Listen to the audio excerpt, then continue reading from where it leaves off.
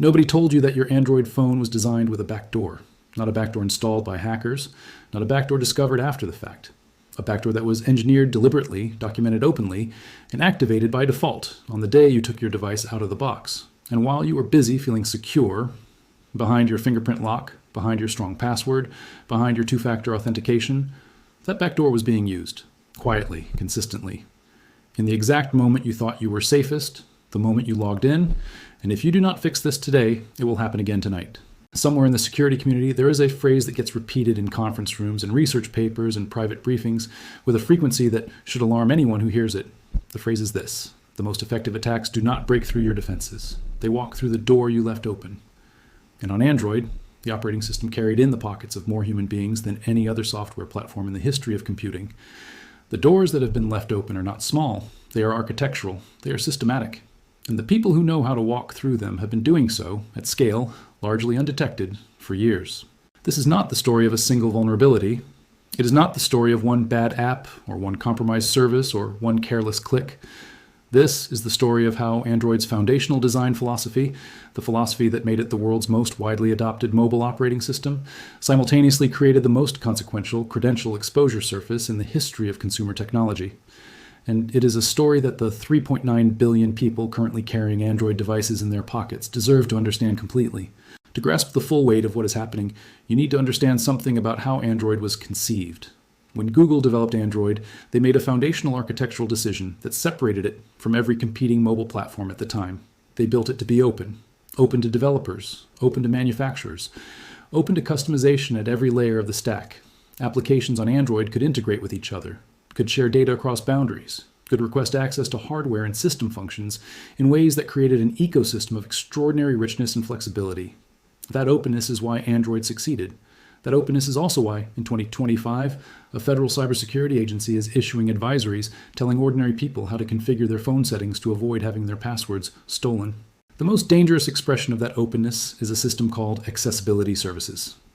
To understand why accessibility services represents a critical threat to your credential security, you first need to understand what it actually does at the technical level.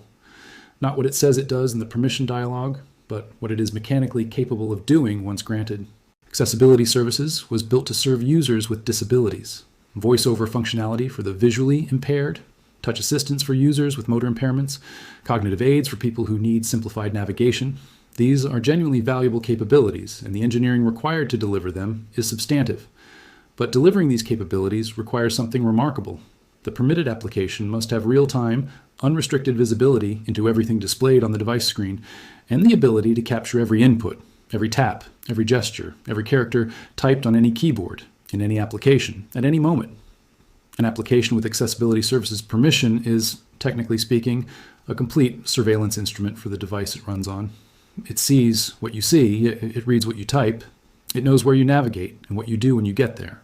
And here's where the door opens. Because accessibility services permission is granted through a standard user-facing dialog box, a few lines of text, an approval button, and most users who encounter it during an application setup process approve it in under 5 seconds without reading what they have actually authorized. Keyboard enhancement tools request it. Clipboard managers request it. Battery optimization utilities request it. Certain translation apps, screen enhancement tools, task automation applications, and fitness monitoring platforms have all been documented requesting accessibility services for purposes that do not require and do not justify the complete screen monitoring and keystroke capture capability that permission provides. Once that approval is given, it does not expire. It does not prompt for renewal. It does not remind you it exists. The application sits in your accessibility services list indefinitely, receiving a live feed of everything your device processes, until you manually return to that settings menu and revoke it. Most users never return. Most users do not know the list exists. And according to security intelligence published in 2025, the exploitation of improperly granted accessibility services permissions has become one of the primary mechanisms through which Android credential theft campaigns operate at scale, not because attackers discovered a novel exploit, but because billions of users handed the permission to applications that never needed it and then forgot they had done so. But the credential exposure architecture in Android does not stop with accessibility services. Parallel to it, and in some ways more immediately accessible to threat actors, is a vulnerability pathway that researchers at the Indian Institute of Information Technology spent years studying before presenting their findings to the global security community at Black Hat Europe. the premier annual gathering of cybersecurity professionals from government, academia, and private industry. The vulnerability they documented, which they named autospill, targets the exact moment that security practitioners have always identified as the highest value moment for an attacker, the authentication event, the moment you log in, the moment your password travels from storage to the login field. That transit, that fraction of a second when your credential moves from your password manager to the authentication form, is where autospill operates. The mechanism requires understanding two intersecting components of Android's architecture, the autofill framework and WebView. Android's autofill framework is the system-level infrastructure that allows password managers to detect login fields in applications and automatically populate them with stored credentials. WebView is Google's embedded browser engine that allows Android applications to render web content, including login pages, directly inside the app environment without launching an external browser. The overwhelming majority of Android applications that handle authentication use WebView to display login interfaces. It is the standard. It is the expected approach. It is what virtually every developer uses. The autospill vulnerability emerges at the intersection of these two systems. When a login page is loaded through WebView inside a host application, the autofill framework must determine exactly where to direct the credential data. The login fields are technically part of the WebView content. They are web elements, not native Android UI elements, but the host application itself also has native UI elements. And the critical discovery that the IIIT research team documented was this: the autofill framework cannot reliably maintain the boundary between the native application and the embedded WebView content during the autofill operation. It becomes, in the researchers' precise language, disoriented. It fills credentials into both the intended WebView login fields and the native fields of the host application simultaneously. The criminal application of this behavior is straightforward and devastating in its simplicity. Build a mobile application, any application. Design it with hidden native input fields positioned beneath a WebView frame that displays a legitimate login page, the real login page of a real service. When a user attempts to log in through their password manager's autofill functionality, the credentials flow into both the visible login form and the invisible native fields. The application captures the full credential set without triggering any security alert, without displaying any unusual behavior, and without leaving any evidence in the device's standard logging. The user successfully logs into the intended service. The attacker simultaneously receives the credentials. From the user's perspective, nothing went wrong. The researchers confirmed this attack vector against multiple versions of Android, versions 10, 11, and 12, and against multiple major password management applications, including 1Password, LastPass, NPass, Keeper, and KeePass2 Android. These are not marginal applications with small user bases. They are the market-leading credential management platforms used by security-conscious individuals precisely because they are supposed to provide protection. And they were leaking credentials through a vulnerability that existed not in their own code, but in the Android infrastructure they were built to interact with. The response from the password manager developers ranged from genuine engagement to defensiveness, depending on the company. 1Password's chief technology officer publicly acknowledged the issue and committed to architectural improvements that would prevent native fields from receiving credentials intended for WebView contexts. Keeper stated that protective measures had been integrated into their autofill logic. LastPass claimed that a warning mechanism was already in place for triggering applications and described efforts to make that warning more informative. Google, for its part, did not classify the vulnerability as critical. It was assigned a mid-tier priority in the bug bounty program, and the fundamental WebView autofill architecture that produces the vulnerability has not been overhauled. Read that carefully. The underlying system design that makes autospill possible is still in place. Now move to the third attack surface, the one that most people dismiss as trivial until they understand exactly what it exposes. The Android clipboard, the simple familiar function that lets you copy text in one place and paste it somewhere else. The function you use dozens of times every day without a second thought. In the context of credential security, the clipboard is not a minor convenience feature. It is an open data conduit, and for a significant portion of Android's operational history, it has been essentially unguarded. The Android developer documentation, the technical reference maintained by Google for the development community, explicitly acknowledges the historical exposure. Every Android version prior to version 10 allowed applications running in the background to freely access the clipboard content of any application running in the foreground. No special permission required. No user notification generated, no audit trail created. A background application checking the clipboard contents could silently read any password, any authentication token, any banking reference code, any private communication that the user had copied at any moment without the user having any indication this was occurring. Android 12 moved toward greater transparency by implementing a notification system that alerts users when an application reads their clipboard. This was a meaningful improvement. But it is an improvement built on the assumption that users are watching for these notifications, understand their significance, and respond to them in real time. That assumption describes a small minority of the Android user population. For everyone else, the notification appears, is not consciously processed, and disappears while the clipboard read, "It was acknowledging has already been completed." The Samsung clipboard security issue that surfaced in late 2025 added a manufacturer-specific dimension to this exposure. Samsung's One UI implementation, the custom Android interface deployed on Galaxy devices that collectively represent one of the largest single manufacturer device populations on the planet, was documented as retaining copied data in persistent clipboard storage, rather than clearing it through the standard memory management process. Credentials copied and pasted hours earlier were remaining in accessible storage, creating an extended window of exposure that far exceeded what users would reasonably expect based on their understanding of how copying and pasting works. This is not a problem unique to Samsung. It is a prominent example of how manufacturer-level customization introduces security variables that are invisible to users and outside the scope of Google's direct control. The fourth attack surface operates through the notifications you receive every minute of every day. Android's notification listener system, accessible under notification access in the special app access settings, allows authorized applications to read the full content of all incoming notifications as they are delivered. The legitimate applications for this capability include companion apps for wearable devices, which need to display notifications on a smartwatch or earpiece. It includes certain accessibility applications. It includes a narrow category of productivity tools with genuine reasons to monitor notification content. But the notification listener permission does not distinguish between legitimate and malicious use. An application granted this permission reads every incoming notification with equal access. That means every two-factor authentication code delivered as an SMS notification, every OTP dispatched by a banking application, every verification token sent by an email provider to confirm a login attempt, every one-time code generated by an authenticator application and surfaced as a notification. The second factor of your two-factor authentication, the security layer you added specifically because passwords alone are insufficient, is readable in plain text by any application that holds notification listener permission on your device.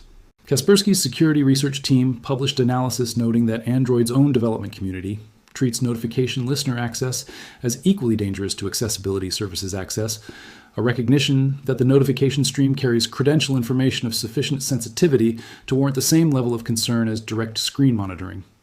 Both permissions, in the wrong application's hands, provide everything needed to reconstruct authentication events in detail.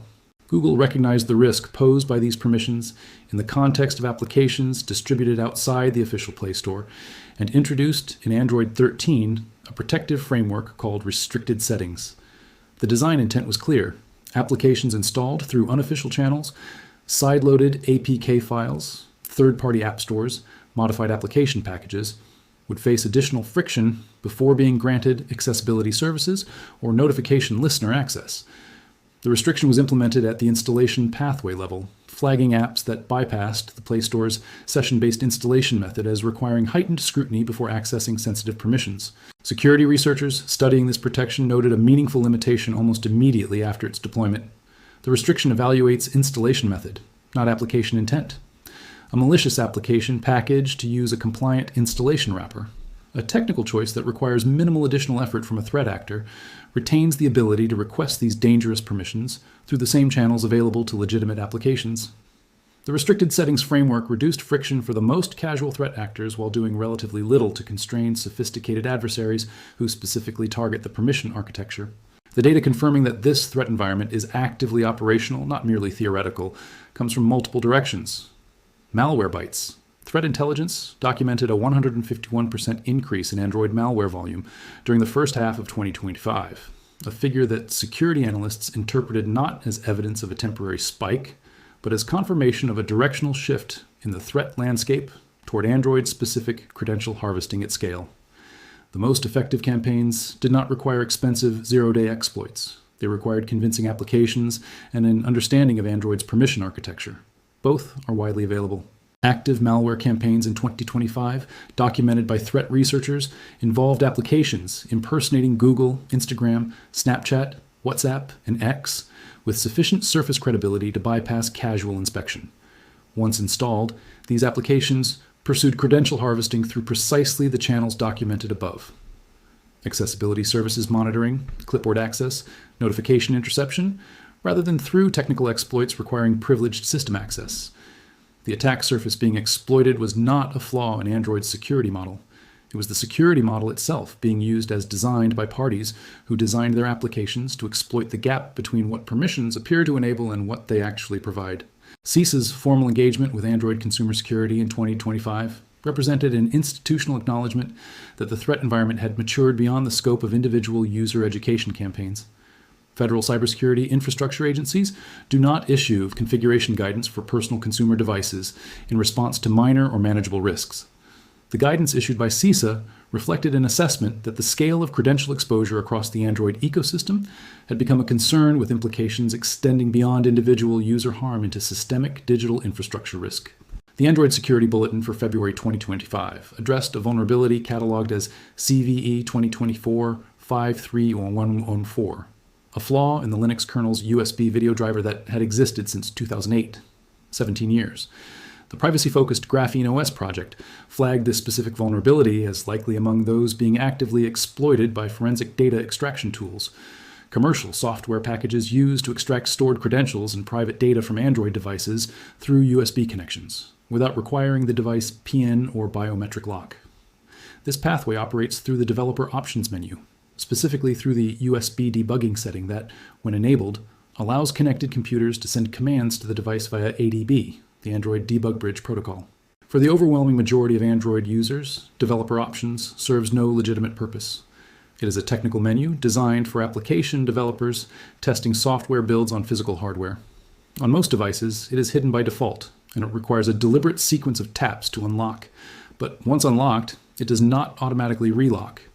Users who enable developer options once, for any reason, to enable a gaming performance mode, to allow a technical tool to function, to follow a tutorial they found online, are frequently unaware that developer options remains enabled and that USB debugging may be active. Forensic extraction tools that target USB debugging do not require sophisticated access. They require a USB cable and a device with the setting active. The February 2025 patch addressed CVE 2024-53104. The March 2025 bulletin addressed 44 vulnerabilities, including CVE 2024-43093, a privilege escalation flaw in Android's framework component, and CVE 2024-50302, a kernel-level flaw in USB HID handling. Both were confirmed by Google as under active exploitation against real users at the time of the advisory's publication. The patch cycle operates on a monthly cadence. Manufacturer adaptation and carrier distribution of those patches operates on a variable schedule that frequently lags by weeks or months. For devices whose manufacturers have stopped issuing security updates entirely, the patches are never delivered. The practical guidance that emerges from understanding all of this is specific, actionable, and must be executed with the seriousness of someone who has just learned that the lock they depended on has been functioning improperly. Your first action is accessibility services. Open settings. Find accessibility. Navigate to the section listing downloaded or installed services. Every application in that list holds the technical capability to monitor your screen and capture your keystrokes. Examine each one. If you cannot articulate specifically and immediately why that application requires screen monitoring and keystroke capture capability. If you have to think about it, if you have to scroll through your memory to recall approving it, if there is any uncertainty whatsoever. Revoke the permission immediately. Do not research it first. Revoke it first. Research afterward if the app's functionality degrades and you want to understand why. Now consider the fuller picture, the one that sits above the technical details and the configuration steps and the vulnerability catalogs, because this is where the story reveals something important about the nature of digital trust in the contemporary world. Every person who carries an Android device has entered into an implicit agreement with the companies that built it. Google, their device manufacturer, the developers of the applications they use. The implicit terms of that agreement are that the platform will protect them to a reasonable standard, that the permissions they grant will be used for stated purposes, that the security of their credentials will be treated as a design priority rather than a design afterthought. The research assembled across autofill, accessibility services exploitation, clipboard exposure, notification interception, and forensic USB extraction tells a complicated story about how that implicit agreement is performing in practice. The gap between security as marketed and security as documented is not a small gap. It is wide enough to contain 17 years of an unpatched kernel vulnerability.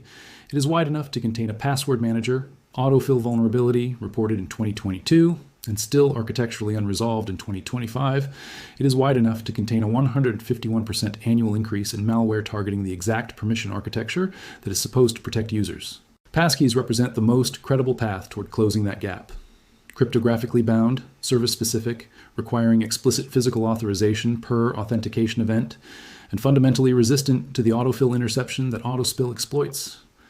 Passkeys address the credential transit problem at its root, rather than at its symptom. Researcher Ankit Gangwal, the academic whose team documented autospill, identified passkeys as the technological answer to the problem his research exposed. The transition is underway. Major platforms are implementing passkey support. Google accounts, Apple ID, Microsoft accounts, and an expanding list of consumer services now accept passkey authentication. But the transition is measured in years, and during the years it takes to complete, the vulnerabilities remain active. What remains unknown, and this is the part of this story that security professionals return to in private conversations with a frequency that reveals genuine discomfort, is the scale of credential harvesting that has already occurred through these channels that has not been detected, attributed, or reported. Clipboard reads, generate no incident report. Notification interceptions will leave no forensic trace on the user's device. Autospill events are, by design, indistinguishable from successful, legitimate autofill operations. The architecture of these attacks is specifically compatible with invisibility. The victim completes their intended action.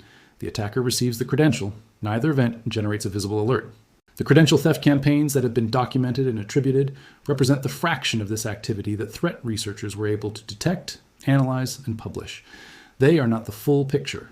They are the visible edge of something considerably larger, operating in exactly the permission-based infrastructure that this script has described, on exactly the devices that billions of people are holding right now. What sits on the other side of the permissions you have not yet reviewed? What applications are currently sitting in your accessibility services list that you authorized months ago and have not thought about since? What was copied to your clipboard yesterday that a background application may have already read? What OTP code arrived as a notification this week that an application with notification listener permission also received? These are not rhetorical questions. They have answers. The answers live in your settings menus, in your permission lists, in the technical log of your device's background activity. Most of those answers have never been examined. The researchers who study this environment understand something about it that does not translate cleanly into advisory language or configuration guides. The most significant threats are always the ones that operate within the boundaries of normal device function. Not breaking in, walking through, not exploiting a flaw, exploiting a feature, not attacking your security, bypassing it entirely through the doors that were built into the architecture and left open by design. Your settings menu is not a place you visit once. It is a place you return to, regularly, seriously, with the understanding that permissions granted and forgotten are permissions that continue operating without your knowledge, for purposes you never authorized, on behalf of parties you have never met. The question that remains is not whether these vulnerabilities are real. The documentation is extensive and publicly available. The question is, how many people will read a script like this, understand what it means, open their settings, and actually review what they find there, before something is taken that cannot be recovered? And how many will scroll past it, feel briefly unsettled, and put their phone back in their pocket? That difference is the entire security story of Android in 2025.